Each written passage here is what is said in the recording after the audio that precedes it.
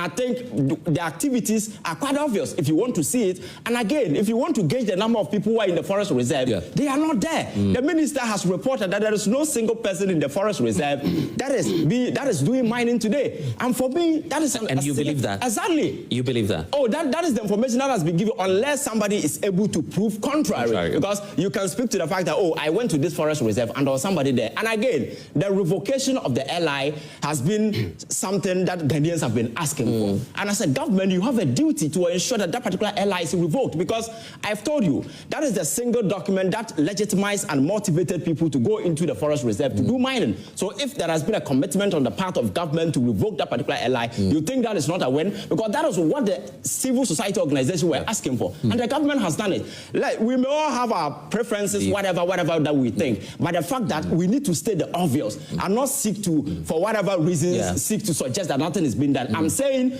that, how do you call it, the state of emergency is an option we can go for. That is quite obvious. That is undisputed. But the president, who has been given power to run this particular country, thinks that he can use other means. And these means, when they become ineffective, then the state of emergency becomes a last resort, because the state of emergency can be declared and people want to defy, they can still defy. You understand? So I think let us state the fact and move away from all this emotional do you have any questions for any of the individuals? Just 1 minute for constitutional clarification. You see, we are educating the people.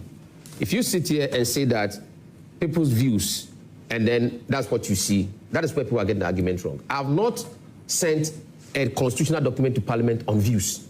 I've gone there on constitutional provisions. State of emergency is Article 31. It says that anytime a person or a group of persons carry out activity that seeks to put the lives of a certain community or the people in the community in danger, as against their necessity of life. Water is necessity of life. The land, the forest.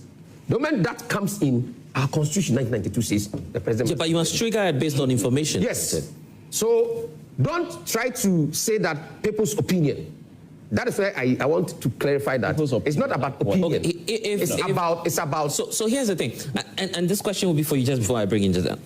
If we had a government that even banned small-scale mining at a point, and yet we came back to the same heightened levels of illegal mining, what else would state of emergency change? State of emergency changes the dynamics. How?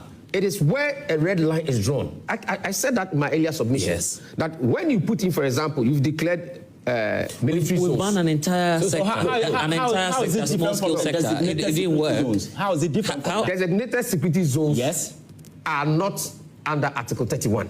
It doesn't matter, but it's been enforced. So you are saying constitutionality doesn't matter? No, I'm saying...